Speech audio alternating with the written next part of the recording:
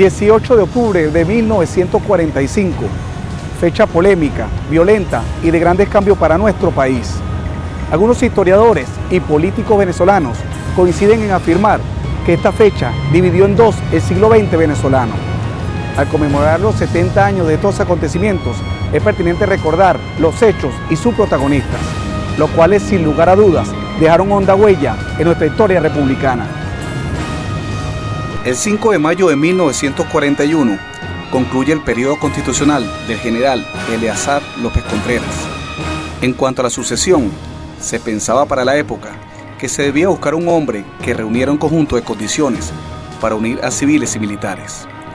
El candidato que reunía el mayor número de condiciones era el general Isaías Medina Angarita, egresado de la Academia Militar Tachirense, con excelentes relaciones en los círculos políticos, sociales y económicos de Caracas, y con una gran tradición dentro de las Fuerzas Armadas. Sin embargo, fue víctima de certeros ataques por parte de la oposición, quienes veían representado en Medina la continuación del gomecismo. A pesar de estas circunstancias, se concretó la candidatura de General Medina, siendo postulado oficialmente como candidato presidencial, resultando electo el 13 de abril de 1941, tomando posesión como presidente de la República de Venezuela el 5 de mayo de 1941, en el Salón Elíptico del Palacio Federal Legislativo. Su gobierno respetó la libertad de expresión y las libertades de pensamiento político. Todas las ideologías y tendencias políticas participaban libremente en el país, legalizando los partidos políticos, incluso reformando la Constitución para permitir la legalización del Partido Comunista, el cual fue prohibido por el inciso sexto de la Constitución durante el gobierno del general Eleazar López Contreras. Numerosos dirigentes políticos perseguidos por el gobierno anterior regresan a Venezuela, entre ellos Rómulo Betancourt, quien organiza el Partido Democrático Nacional, el PDN, cambiándole el nombre por Acción Democrática, el cual se convierte en el principal partido político opositor al gobierno.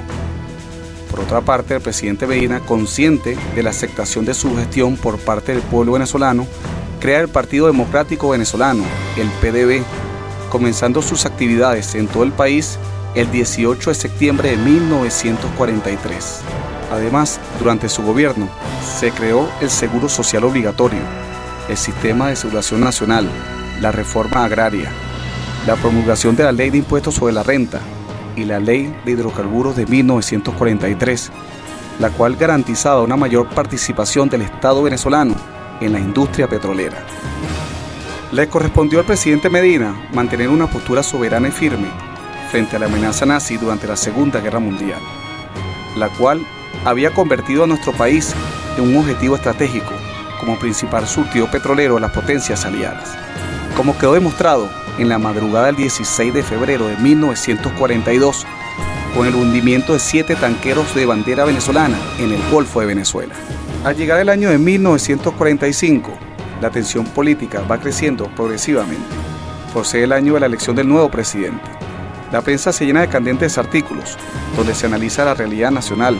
Por un lado, la oposición ataca la gestión de gobierno, especialmente la supuesta corrupción administrativa, abandono de los miembros de las Fuerzas Armadas y la gran demanda de la oposición de ejercer elecciones libres y populares, ya que para esa época era el Congreso de la República quien elegía al nuevo presidente.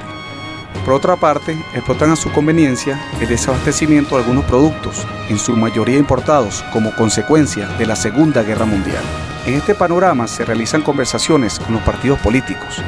El candidato del consenso fue el doctor Diógenes Escalante, quien se desempeñaba como embajador de Venezuela en los Estados Unidos de América, el cual realizaría un gobierno de entendimiento y coalición nacional, que prometía amplitud y reformas democráticas.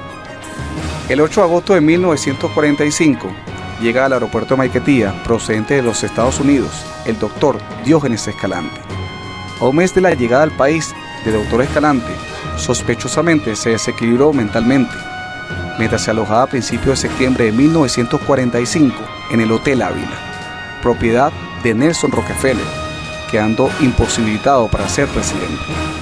Ante esta contingencia, las fuerzas políticas inician nuevas conversaciones a fin de buscar un candidato que en términos generales reúna las condiciones para el consenso. El 10 de septiembre de 1945, el presidente Isaías Medina Angarita y su partido anuncian el nombre de Ángel Biagini como candidato a la presidencia. Esta candidatura no fue bien recibida por la oposición. En este panorama, el Partido Acción Democrática decide reunirse con los sectores de militares descontentos, agrupados en la Unión Patriótica Militar, para organizar un golpe de Estado. Estas reuniones se llevan a cabo secretamente en la casa del doctor Edmundo Fernández. En la noche del 17 de octubre de 1945, Rómulo Betancourt, en un mitin convocado por el Partido Acción Democrática en el Nuevo Circo de Caracas, declaró: Acción Democrática no lucha por una parte del poder, sino por todo el poder. Aquí, en la urbanización En Silencio, inaugurado por el presidente Isaías Medina Angarita en 1945, se precipitaron los acontecimientos. En estas calles surgieron cruentos enfrentamientos entre las tropas rebeldes y las tropas leales al gobierno. En la mañana del 18 de octubre de 1945, uno de los oficiales rebeldes, el mayor Celestino Velasco, al conocer que la conspiración fue descubierta por el gobierno, parte con un grupo de rebeldes a tomar el Palacio de Miraflores, logrando apresar a altos oficiales del ejército y a miembros del gobierno medinista, como el doctor Mario Briceño, quien era presidente del Congreso, al doctor Arturo Uslar Pietri, al legendario Arévalo Cedeño y al general Eleazar López Contreras, entre otros. Simultáneamente a estos acontecimientos, estalla la revuelta en la Escuela Militar de la Planicie en Caracas. Por la tarde, se había extendido a los cuarteles de San Carlos, La Planta y Miraflores, sumándose la guarnición de Maracay.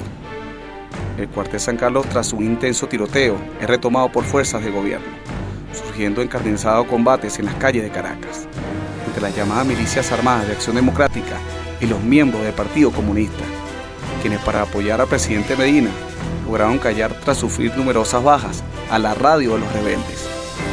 Pese a los consejos de sus generales, el presidente Medina se niega a atacar la escuela militar por temor a provocar la muerte de sus cadetes. Por la mañana del 19 de octubre comienza la incursión de los aviones militares provenientes de la base de Maracay. Además, le llegan informes de que el cuartel San Carlos había sido tomado por los conspiradores.